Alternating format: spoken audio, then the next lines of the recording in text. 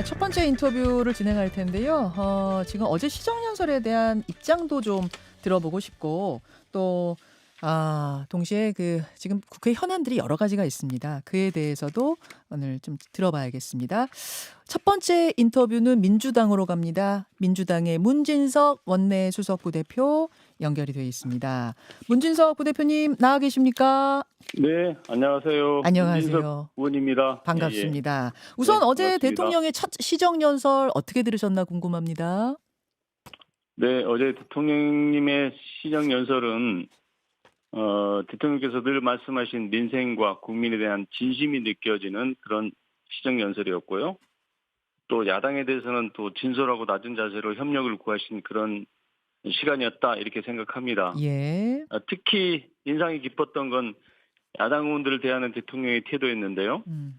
고개 숙여 인사하고 한 명 한 명 인사하고 말이 길어지면 끝날 때까지 경청하신 모습이 참 인상적이었다 이렇게 생각합니다. 예.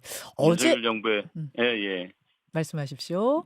윤석열 정부 이틀 막 국회 무시로 단절이 됐던 정치가 다시 정상 궤도로 돌아온 의미 있는 그런 시정연설이었다 이렇게 생각합니다. 예. 어제 그 시정연설 내용 중에는 뭐니 해도 경제에 대한 강조가 귀에 들어왔습니다. 경제는 네네. 타이밍이다. 신속하게 네네. 추경을 처리하는데 여야가 좀 함께 힘을 써달라 이런 당부가 있었는데 네네. 일단 국민의힘에서도 추경 편성에 대해서는 공감을 하고 있습니다. 근데 이제 강론으로 네네. 들어가면 몇 가지 좀 부딪히는 지점이 있는 거죠, 문진석 의원님. 네, 맞습니다. 예. 물가 상승에 대한 우려 여러 가지 몇 가지 지점에 대해서는 좀 우려를 표명하고 있습니다. 대통령께서 사실 우리 경제를 24번 이렇게 언급하실 만큼 예. 경제 상황이 좋지 않다는 건 모든 국민들이 다 피부로 느끼고 있는 게 현실 아닙니까? 물론이죠. 예. 실제로 100만 원도 못 버는 자영업자가 900만 명을 넘어섰거든요. 네. OECD 국가 중 잠재 성장률 하락 속도도 1위를 기록할 정도고 네. 구직 시장을 이탈한 청년들이 50만 명을 넘어섰다는 이런 보고가 있을 정도로 우리 경제 상황이 좋지 않습니다. 네. 그렇지만 다행히 정부가 새로 출범하면서 정치가 안정되면서 소비자 심리 지수가 4년 중 최고로 기록할 만큼 좋아지고 있고 코스피도 3천을 돌파할 만큼 경기 회복에 대한 기대가 올라가고 있는 지금이 사실은 경제를 살릴 수 있는 골든 타임이다 이렇게 보고 예. 지금이 재정 투입의 적기다 이렇게 생각을 합니다. 그래서 추경을 편성한 것이다 이렇게 보고 있습니다. 그렇죠. 지금이다. 타이밍을 놓쳐선 안 된다. 이런 말씀. 근데 아까 이제 강론으로 들어갔을 때 우려하는 지점들이 뭔가 봤더니 예를 들어서 7년 이상 빚을 갚지 못한 자영업자에 대해서 이 5천만 원 이하의 빚을 탕감해 주는 것. 요거는 한 113만 명 정도가 혜택을 받게 되더라고요. 맞습니다. 이거는 그동안 성실하게 빚을 갚아온 사람들에 대한 역차별 아니냐. 또 그 빚의 성격이 정말 어려워서 진 빚도 있겠지만 사업을 확장하고 투자하느라 진 빚도 있을 텐데 이런 것에 대한 구별을 좀 해야 되지 않겠느냐? 이런 형평성 문제는 어떻게 보세요? 네, 그런 지적이 있습니다. 네. 성실하게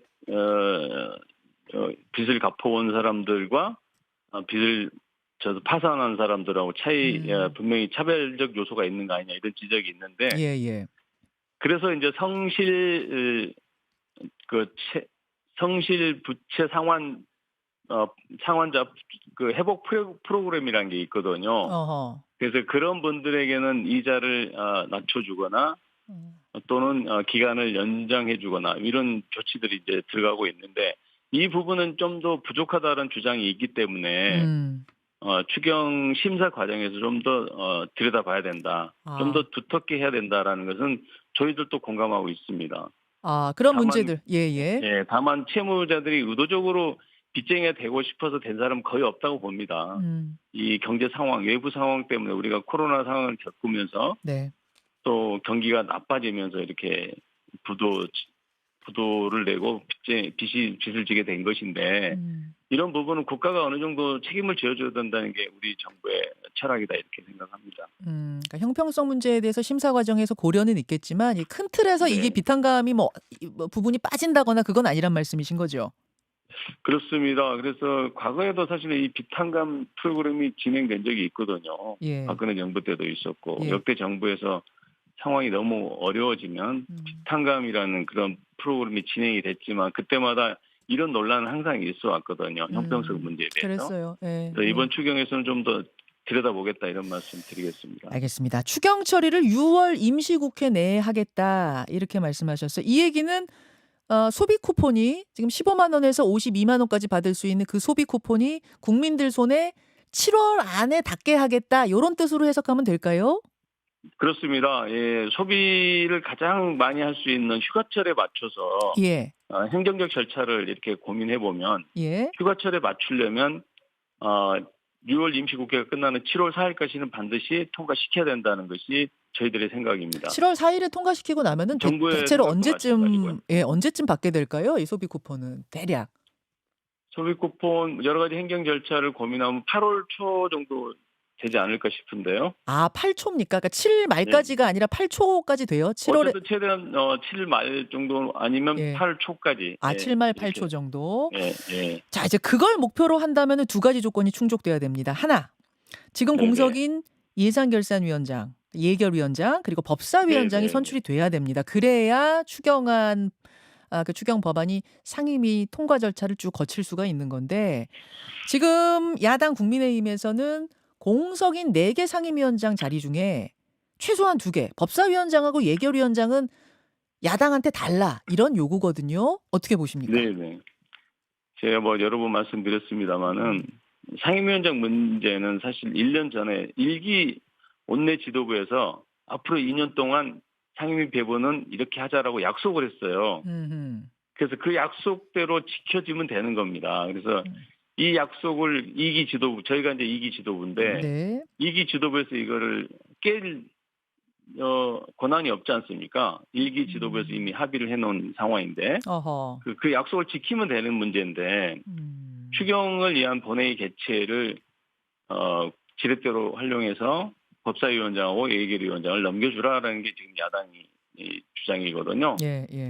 그래서 이제 어떻게 보면 야당이 억지를 부리고 있는 모습인데 이해합니다마는 야당의 주장 자기들도 당내에 여러 가지 사안들이 있기 때문에 이런 사실은 가능성이 없는 주장들을 펼치고 있는 것도 사실이거든요. 가능성 없다는 걸 국민의힘도 아는데 지금 이러고 있다 이런 느낌도 드세요? 그런 거죠. 그러니까 그 약속을 깨트릴 명분이 없지 않습니까?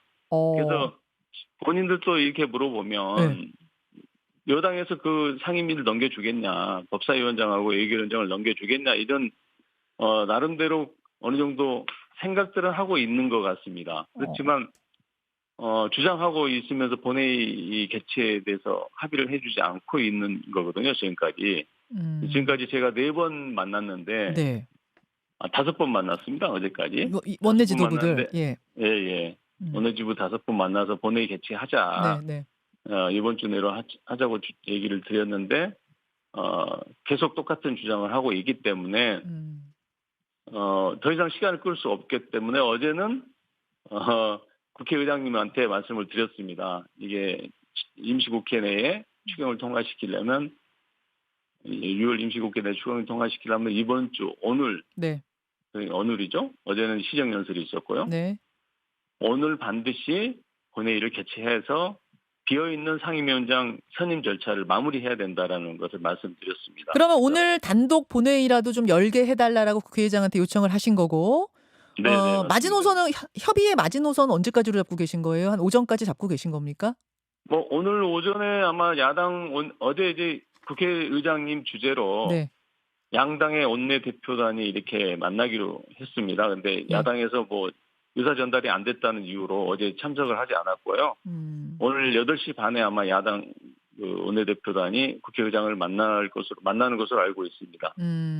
그래서 저희는 저희대로 또 이렇게 국회의장님께 요청을 다시 한번 드릴 예정이고요. 알겠습니다. 국회의장님도 아마 본회의 개최 필요성을 인정하고 계십니다. 왜냐하면 지금 추경안이라는 경제 회복의 마중물을 처리하는 그런 이제 본회의거든요. 그래서 의장님께서도 공감하고 계신다 이렇게 생각하고 다시 한번 또 의장님 찾아뵙고 촉구할 예정입니다.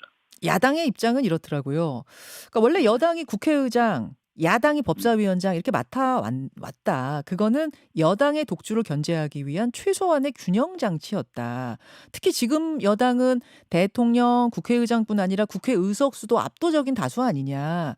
그러니 법사위, 그러니까 법원 심사의 마지막 관문인 법사위원장은 야당이 맡아야 한다. 이런 야당이 견제. 그런 주장을 하려면요. 예. 먼저 국민적 신뢰를 회복하는 것이 빠른 일이다. 저는 그렇게 생각합니다. 음. 야당이 지난 3년 동안 대통령의 거부권으로 국회 입법권을 무력화시켰거든요. 그 전에 법사위원장을 맡았을 때 예. 야당이 법사위원장을 맡았을 때 얼마나 국회 입법권을 무력화시켰습니까? 모든 국민들이 아마 다 기억하실 건데 여상규 법사위원장 뭐 이런 분들이 하실 때 법사위가 그냥 법을 통과시키지 않고 계속 놀면서 보내는 국회의원들은 사실은 의정활동을 마지막 결과물로 내놓는 것이 입법이거든요. 예.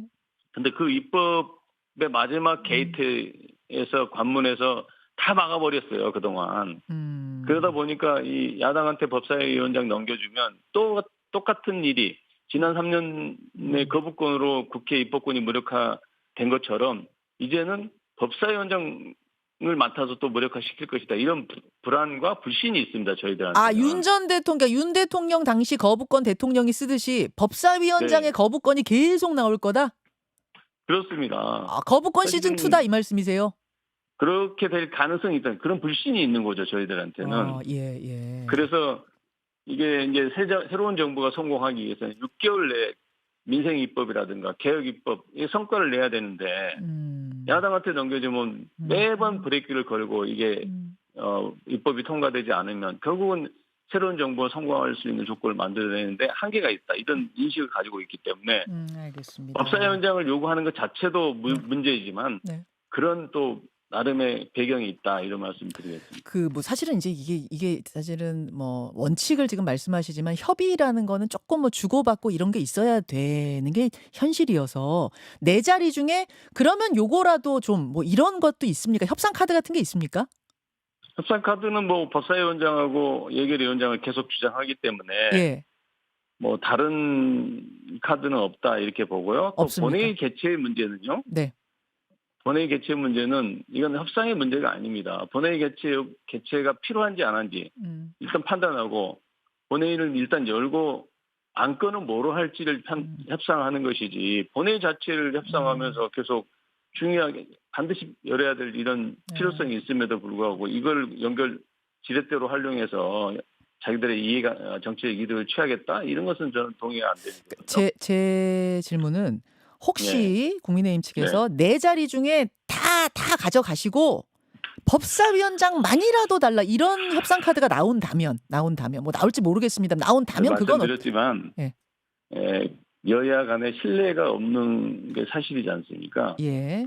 신뢰관계가 없는 상황에서 뭘 주고받고 할 수 있는 그런 상황은 아니다. 저는 그렇게 봅니다. 알겠습니다. 워낙 뭐 민주당의 그 상임위원장 자리에 대한 부분은 확실한 것 같습니다. 민주당 문진석 원내수석 부대표 만나고 있습니다. 화제를 좀 돌려보죠. 윤석열 전 대통령하고 특검팀 얘기인데요. 조은석 특검팀이 윤 전 대통령 체포영장 청구했지만 법원이 기각을 했어요. 알고 보니 윤 전 대통령이 조사받으러 나가겠다라고 말을 해서 일종의 기회를 준 겁니다.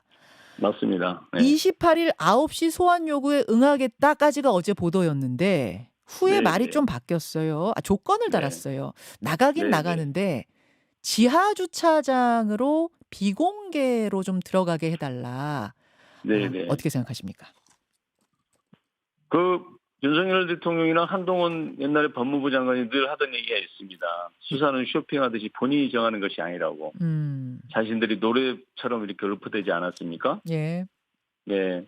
특검이 또 밝혔지 않습니까? 전두환, 노태우, 이명박, 박근혜 전 대통령 누구도 지하주차를 이용한 적이 없습니다. 내란 우두머리 반성은 하지 않고 특혜를 받을 생각만 하고 있으니까 저희들도 지켜보는 국민들도 화가 나지 않을까 싶은데요. 이런저런 핑계를 대서 수사를 회피하려고 하는 것 같은데 대통령답게 정말 당당하게 특검 수사에 임하는 게 맞다 이렇게 생각합니다. 그 후에 조건을 하나 더 좀 내놓은 모양입니다. 심야 맞습니다. 수사까지도 내가 받을 테니 늦게까지도 받을 테니 그 지하 주차장만 하나 들어달라. 이게 너무 지금 정치적으로 망신 주기 하려고 하는 거 아니냐 뭐 이런 건 것 같아요. 그 역대 대통령 다 공개 출두를 했거든요. 예, 예. 근데 본인만 그렇게 지하 주차장 또 이런 얘기를 하는 거 보면 역시 본인이 그동안 법 위에 살아왔던 특권층이라 여전히 특권층이라 이런 착각에 빠져 있는 거 아닌가 이런 생각이 들거든요. 예. 예. 그래서 특검은 이걸 수용하지 않을 것으로 보고 예. 또 바로 체포해야 되지 않겠습니까? 체포영장 다시 신청해야 되지 않을까 싶습니다. 예. 비공개 요청이 안 받아들여질 경우 그게 나와야 된다는 말씀이고 안 나올 경우에는 바로 다시 체포영장 청구할 수밖에 없다 이 말씀이세요? 그렇게 봅니다. 예, 그렇게 해야 된다고 보고 있고요. 예, 알겠습니다. 알겠습니다. 여기까지 오늘 말씀 듣도록 하죠. 문진석 네. 민주당 원내수석 부대표 문 의원님 고맙습니다. 예, 수고하십시오. 김현정의 뉴스쇼는 시청자 여러분의 참여를 기다립니다. 구독과 좋아요, 댓글 잊지 않으셨죠? 알림 설정을 해두시면 평일 아침 7시 10분 실시간 라이브도 참여하실 수 있습니다.